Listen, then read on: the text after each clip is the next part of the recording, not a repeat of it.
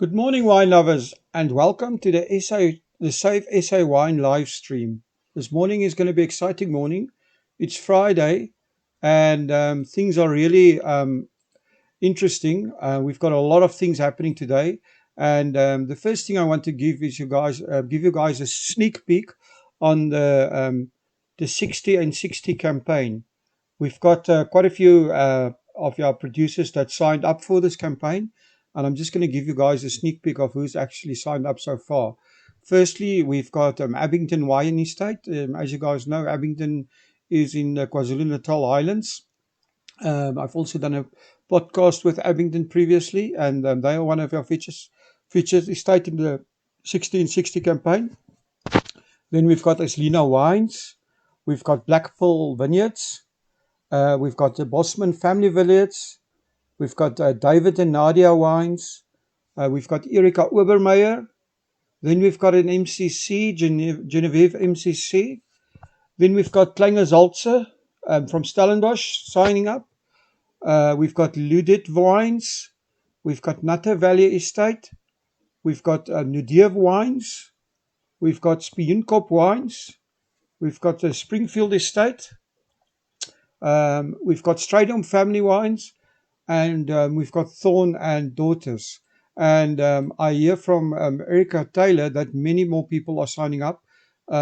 So if you're a winery and you want to sign up, just contact Erika at Uncorkified. For everybody seeing this, please share this post with hashtags #1660, #SaveSAwine, #DrinkSouthAfrican. And please comment on Instagram. Go to our Instagram.com/SaveSAwine.co.za. I'm going to repeat that. We need your comments on Instagram. Please go to Instagram.com/SaveSAwine.co.za. So this campaign is going to be very, very exciting. And I just really think, it's important that we keep on sharing. We keep on doing this. Our producers really need your help. And let me just give you a quick explanation of how the campaign is going to work. We will be featuring one South African wine producer every single day for 60 days, from the 30th of August until the 28th of September. So what you guys need to do is follow every day, follow every post, share. You've got to buy wine from every single of the 60 producers. No, that's just a joke. If you can, obviously, that will be fantastic. But support as many of these guys that you can, because we need your help. Use the hashtags, #1660, #SaveSAwine, and #DrinkSouthAfrican. And here is why we need your help. As you all know, South Africa has had a recent nationwide prohibition on alcohol. And according to Vinpro estimates, over 90% of your wineries are in trouble. And the entire wine industry could lose more than 15% of our wineries in South Africa, which is horrible. 12.6% of our grape growers are in trouble, and we could lose them. And that equates to more than 18,000 jobs over the next year and a half, which is an absolute tragedy if you look at the extended family impact of this. Wine tourism has already lost more than 2.5 billion rand in revenue between March and July 2020. Furthermore, we are sitting on a surplus of more than 300 million litres of wine with an impending harvest. So, lots of challenges that the industry still face. Even though the alcohol ban is lifted, it does not mean we can celebrate. We need to not be complacent.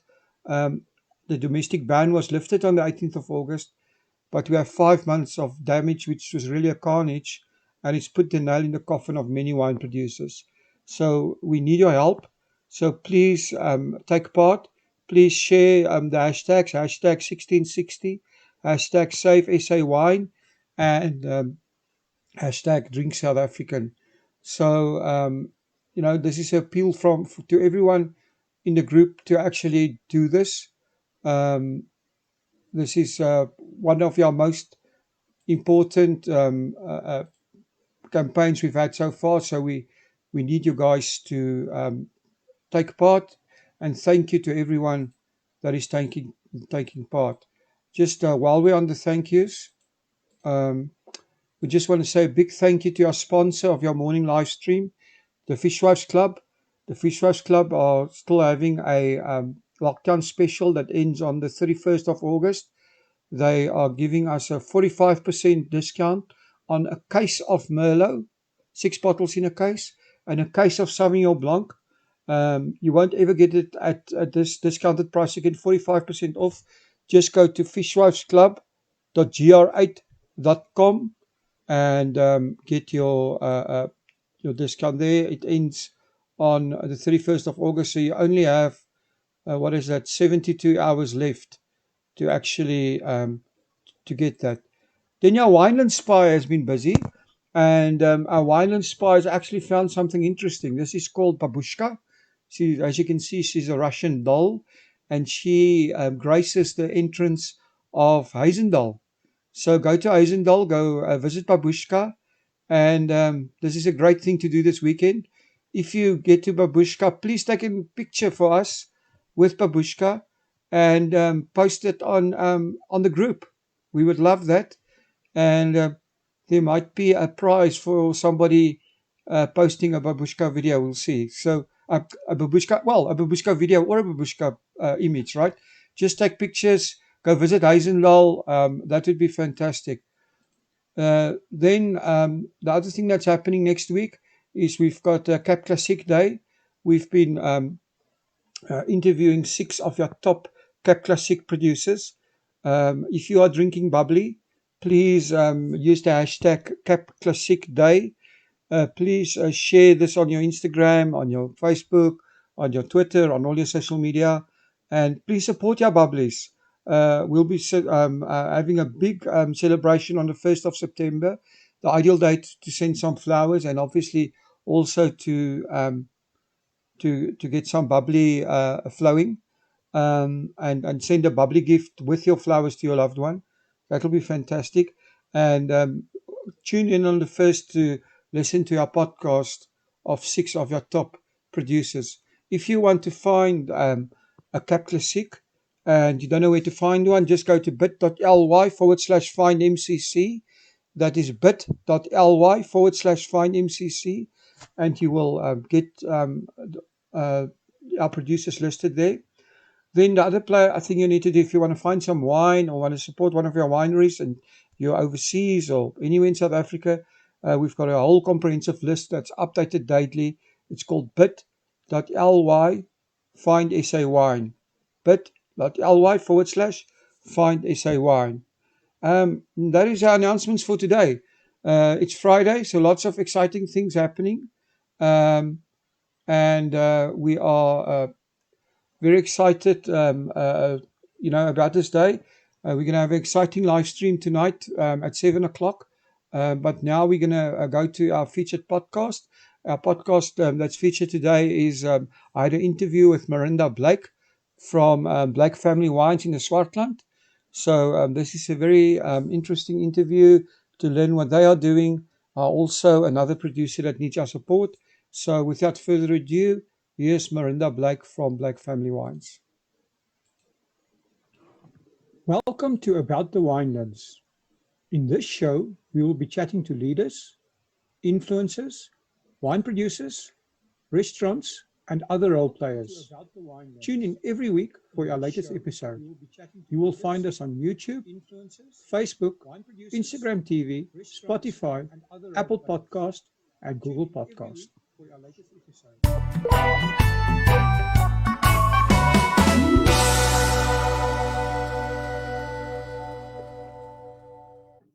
Hi everyone and welcome back to About the Winelands. Today I'm talking to Marinda Blake from Blake Family Wines.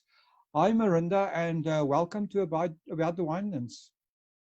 Hi, good morning, Will, and thanks for having us, because I think in these weird times that we live in, it's absolutely fantastic to connect and network with people. Absolutely, and thank you for spending the time. I think, you guys have so many things to think about, and it must be quite testing times for you. So thank you also for coming on. And I think our listeners, always want to. I can see now that our listeners always want to hear more about who's behind a wine brand and what these stories are. So if you can start off by telling us a little bit about yourself and how you became involved in the wine industry. Yes, well, my love affair, with wine started when I was still a little girl. I didn't grow up in a traditional winelands region. I grew up in the Kleine. I grew up in Thorne. And my dad used to travel quite often, to the Boerland, And I remember as a little girl, always when he came home, and in those days it was 12-bottle wine cases. And he came home, and for me, I absolutely loved, to unpack the wine, take them out of those sleeves that you got those days and put them, in the wine racks. But then at the time, I never really thought of wine as a career. It was only when I was a student at Stellenbosch and I walked into a bookstore once, and there was a sale on books.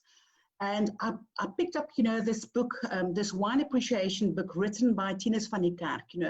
I bought the book and then everything just clicked. And I thought, this is what I want to do. And when I finished my studies, and I started to work at Boervlei Winery in Wellington. And that's also where I met my husband, Andries. And he was at the time, he was a final year cellular technology student at Elsenburg. And when he finished, his studies, he started working at Rooiberg. And eventually we got married and I moved also to Robertson and I worked at the Wets of Wine Estate. And then I moved on to Graham-Beck Wines. And then Andries got a fantastic, because he was working at the time under the well-known winemaker, Dassie Smit. Oh, yeah. And then Andries got a great job offer at Swartland Winery as cellar master. And he was there for almost 20 years. And that's actually where our love affair started, with the Swartland region. Well, that's amazing. So you worked there, and then at what point did you guys decide to go on your own and start Blake Family Wines, and how did you start? Yeah, well, the thing is, when Andries was at Swartland, he saw, because you must remember around about 25 years ago, the Swartland region wasn't such a popular wine area that it is today. It was a different type of Swartland, although the grapes, the terroir, the soil was still there. But when Andries was at Swartland, he saw these beautiful wines, just disappearing into these huge tanks, And then that's where the seed was planted. And then in 2011, we had our maiden vintage. And Andries always he preferred to work with blends rather than single cultivar wines, because he always believed, you can make a much more complex wine from a blend, because you can use all the different attributes, from the cultivars. So, and initially, we decided, we only started actually as a hobby. And we've decided we're going to do a Cape blend, because Andries absolutely, he loves to work with pinotage. And the Swartland's also got very good pinotage. And so we made our first vintage was the Cape blend, and it's called Amethyst. And that is one of those wines, when you have it, you wish you can actually duplicate it, because that one, up until this day, it's a fantastic wine. And it was also selected as one of the APSA Purell top 5 Cape blend winners in 2014, and also sold at the Nederburg auction at a premium price. So that was our first vintage in 2011. And because we decided we're only going to do one blend. And then in 2013, Andries said, okay, let's do a white blend as well. But you must remember, at the time, Andries was still at Swartland, and it was still supposed to be a hobby. Then we did a white blend called a Tourmaline, a blend of Chenin, Chardonnay, Viognier. And then it actually, we realized, there's really a market for these wines. And it became much more than just a hobby. And it actually became my full-time job. And and as it grows, then after a couple of year or two along the line, Andries said, Marinda, we are from the Swartland. We can't not do a Chenin Blanc. So he rang my arm and we did a Chenin Blanc that is doing very, very well. And then he said to me again, Marinda, you know, absolutely, he loves Malbec. And many years ago, I would say it's around about 22 years ago, Andries, together with a lot of wine growers from Scotland, they went to Argentina and they came back and he was absolutely in love with Malbec. And at the time, you know, a lot of the farmers, they have planted Malbec. And there was a time when the Scotland had the biggest planting of Malbec in South Africa. But also those times, you know, it was hardly ever bottled as a single cultivar. It was more used in blends. But luckily not today anymore, you know, because you get wonderful Malbecs around. And then also, Andries, you know, he even named his boat Malbec.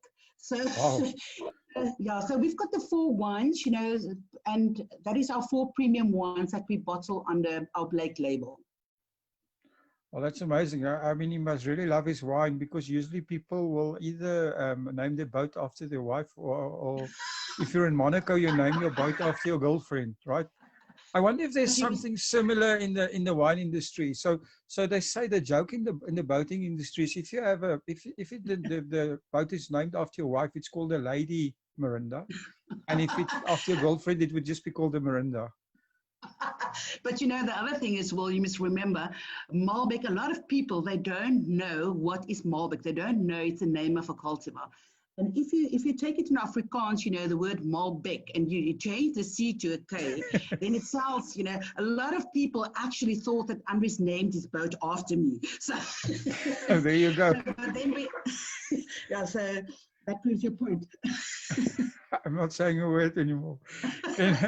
So how would you actually, I mean, this is, I mean, what really stands out to me is one person who can sit there and see these wines actually went, you know, into bulk wine, and then realized that it could be much better, must have had a major impact on the actual value of the whole region, and the, you know, and the wines created, and then also more than that, to the land and everything attached to that.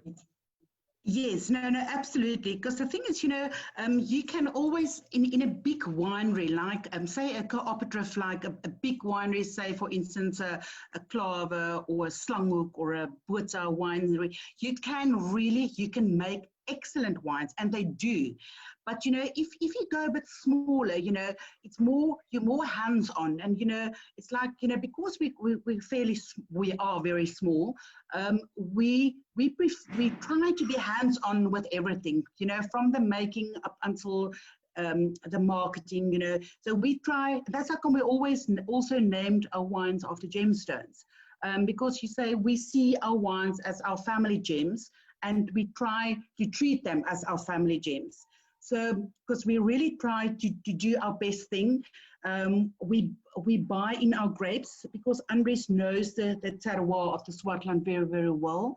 So we've got long-standing contracts for grapes, and then we buy in the best French oak that we can, and we try to do the best thing, because Andries, for him, he always says, you know, a winemaker has annually got one chance to make a good wine.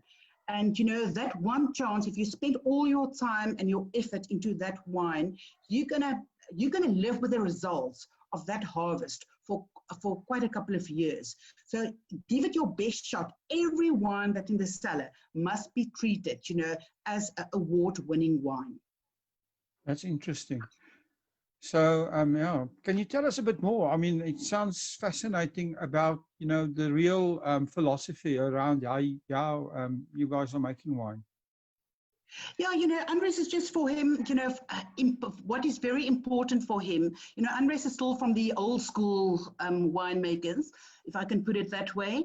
And for him, you know, it's always, he says, stick to the basics. If your basics is right, you know, then everything else, you know, will fall in line, you know.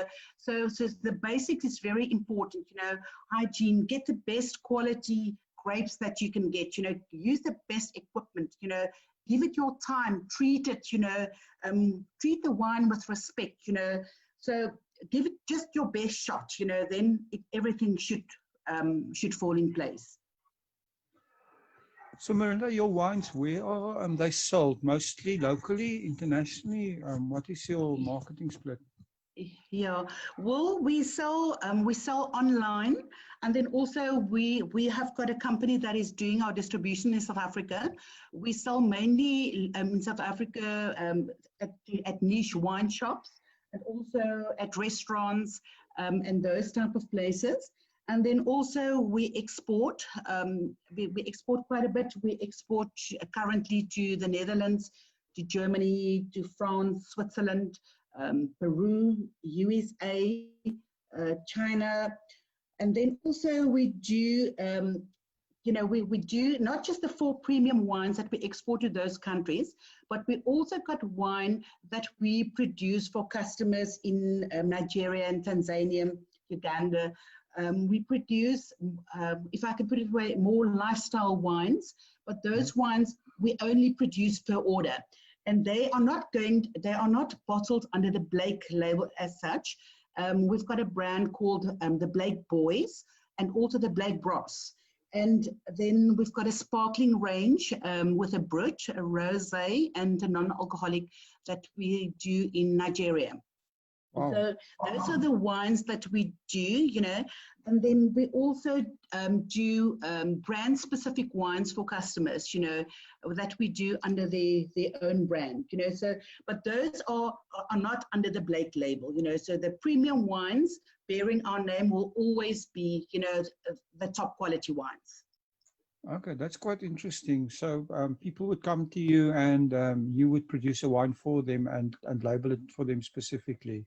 Yes, and brand it for yes, them. yes. Okay, that's interesting. Yes. Is that a business that you are going to expand, or how do you see it going forward? If you can put it this way, especially in the times that we live in at the moment, with everyone that's struggling with money at the moment, you can see that the prices of the wine, people, if they're looking for wine, they're looking for less expensive wines at the moment. So for us at this stage, if you can put it this way, your premium wines is your jam, and your I don't really want to call it an entry-level wine, let's say lifestyle wines. They are more your bread and your butter at this stage. And they must be the ones turning your wheels at the moment to afford to do these premium great wines. Interesting. Miranda, your marketing, how do you, okay, you've got a distribution company in South Africa, and I assume that they also assist you in marketing locally. But how do you go about, what is your main marketing strategies? Is that building distribution systems, or are you marketing, where are you marketing your wines, and how are you marketing them? Yeah, we'll, with a distribution company, they help us a lot. They've got the brand ambassadors actually in the field.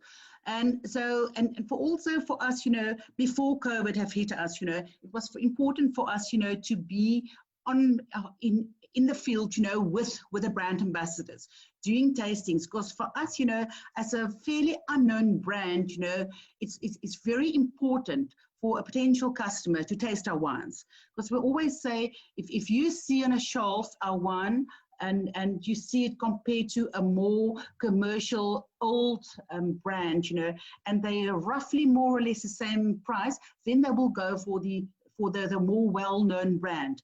But I always say, if you taste the wine, I'm sure you will be convinced. So for us, it's very important. But with COVID, it's difficult. In these times, we've started like everyone else. We've started up with a wine club, doing Zoom tastings, with groups of people. And so you have to be creative and inventive, in these different times that we live in at the moment. I wanted to ask you that because, the coronavirus has forced all of us to rethink our business models. And I was wondering what new things you're doing. You mentioned the wine club. How does that work? Yeah, what we do with the wine club, the wine club members, they've got an option of a red option, a white option, or a mixed option. Because normally, if someone orders wine online from us, we don't really mix a case. You order either an Amethyst or a Malbec or a Tourmaline, but with a wine club, we give them an option. So if they do, say, for instance, they do a red option, we will give them, for instance, 3 bottles of a specific vintage of the Amethyst with a Malbec. But then we change it. We give them, wines, vintages that is not locally available anymore in the trade. Or we do, a specific one, but that is going to be a very special one that's only going to be released later. We do, for instance, a vertical pack of the Amethyst, of 1 bottle of the 2011, 1 bottle of the 2014, up until the 2018 that hasn't been released yet. So then we do it on every quarter, we send them out. And then, so that's basically how it works. And then it works out much, cheaper if they order it, through the wine club. Okay, interesting. If customers are interested in ordering a wine, so they're sitting at home now and they want to order it, how do they go about getting it? I mean, I know they can't get it delivered now, but they can still order, right? And also obviously when the lockdowns and everything left, how would people order your wines if they don't get it in a specialty bottle store, specialty wine store? Yeah, well, it's very easy. They can just go onto our website. It's www.blakefamilywines.com, and then what they just can do, they can just follow to order online. Then all the details are there. You won't find our prices on there because for different reasons. Because we believe everyone's got access to your website. And it's not necessarily just the end consumer, it can also be the trade. And as we all know, there are different prices for trade and for the end consumer. So it's always best just to send us, what you are interested in, and then we will always send you a quote. But, what we can do, what we're going to offer, for up until the end of August, if any of the customers order wine, up until the end of this month, and they must just put in, in the subject line about the winelands, we will offer them a 15% discount on any orders, that they do up until the end of August. That's awesome. So if people are listening, they need to remember this. Just go onto the Blake Family Wine website. Just repeat that URL again. Yes, it's www.blakefamilywines.com. So That's go right. there and then just put there about the winelands, and you'll get a discount. You'll get what did you say? 15%. 15% discount. 1.5. That's You'll right. get a 1.5% discount, which is awesome. Thank you, Marinda. I think the listeners will definitely take onto it. I think people at the moment are looking to support the South African wine industry, which is amazing that people would actually give that support. I think that says a lot about the quality of our industry, and that how it's supported not only in South Africa, but worldwide. Just another question that I have is, in your marketing, how important are you finding? I mean, you mentioned that you need to do tastings and be with, you actually have to see the consumer face to face. And I think that whole thing of actually communicating with your customer, because business are moving so much more to direct to consumer, and even if it's not direct to consumer, the consumer wants to know who he's buying from and want to hear these stories. And how do you do that? Do you use social media? How do you actually communicate with your end consumers? Yes. Yeah, what we do, we use social media, because I think, with printed media, I think the younger generations, if you want to reach them, for us, we found, it's the better platforms to make use of social media. And also, with the more old school of printed media, it's still very important, but it's much more expensive, So we use the Facebooks, you use the Instagrams, the Twitters, and also very selective emails that we send to our customers. Yes, you obviously have a mailing list of buyers that you've accumulated over the years. Yes. Yeah.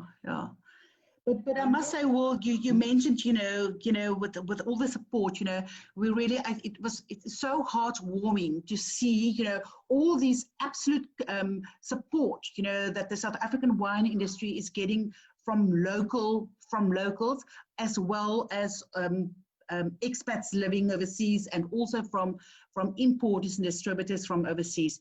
And I must say, the last three to 4 days, it was really tremendously that we've noted that all the export inquiries that we do get at the moment, and that all shows to me that the whole world is knowing in what situation we are at the moment in the South African wine industry, and it's really heartwarming to see. I must say that is true, and I'm glad to hear that you guys are actually getting some inquiries and stuff. And I think, it will just grow. The awareness about South African wine, people. I know the lockdown and stuff is hard, but ultimately it's almost created a marketing opportunity worldwide. Yeah. So it's funny how things work. Marinda, talking about all of this, what is the most important thing that you've learned in your wine journey? You knew from a young age that you wanted to be in wine, and you've done this for a while. What is the most important thing you've learned? The wine industry that I've learned, it's a very, very small industry in South Africa, and we all know of one another, and we all know one another, our stories. So it's for us, I've learned, never badmouth any wine or any winemaker or any seller, because at some point, we all need one another, and we as an industry, we have to support one another. And there's always, wine is such a personal thing, there's a wine for every palate, and so for me, it's just like, there's not a bad wine. There's just a wine, that doesn't suit your palate. And we always say, not one man is kissing his wife in a similar way than another guy. So there's a wine for everyone. You must just find the wine for your palate. That's interesting. I'm going to remember that one. Not every guy kisses his wife in the same way. And that's why you can drink, you need to try more wines. So that's a strange thing, right? And this is one of the reasons why I've never been able to really get into something like whiskey, because the problem is you can only drink so many things. And whenever I have a choice, I always tend to go back to the things I know and enjoy. It's very hard actually to shop around, because you want to have, when you have a good meal, you want to have that certain taste that you're used to. So it's interesting. No, absolutely. It's very important to experiment, and I think that is true. That's how come it's so great to attend wine shows and wine festivals, where you pay a certain amount of money and then you can actually explore. Do not go to the ones that you know, because you know them already. So try something new, because you might be surprised. Marinda, I'll ask everyone on the show, can you give us your very own wine quote, or your favorite wine quote? Yeah, for me, it's not specifically just a wine quote per such, but for me, I always say, when work becomes your passion, and your passion also becomes your work, then you will know, that you're on the right track, nothing will go wrong. So it's not, because wine is our passion, and wine is our lifestyle. That's how come I say, it's our passion, if embrace that lifestyle and that passion, then you will find it, you will taste it in the wine as well. Okay, excellent. Marinda, thank you so much for spending time with us. We appreciate it. Good luck with everything. And I'm going to give you the last word to say goodbye to our listeners, and also just tell them again about that fantastic offer you're giving them. Yes, thank you, Will, once again, and for everyone for all the listeners, remember, go to www.blakefamilywines.com, go to the wine online, just follow the prompts, and then, if you use, in the subject line, just about the winelands, we'll give you a 15% discount on all your wine orders up until the end of August.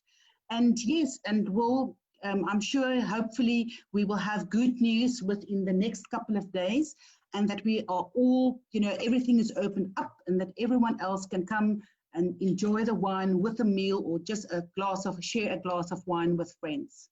I surely hope so, but in any event, we know things will always get better, And thank you very much for spending the time, and have a great day. Ciao, Thanks, ciao. Will. Same to you. Keep well. Bye-bye. Thank you for supporting our show. If you would like to get more exposure for your business, please have a look at our sponsorship options. Thanks again for supporting About the Winelands. Please follow us on YouTube and on our social media channels. All details and links are in the description.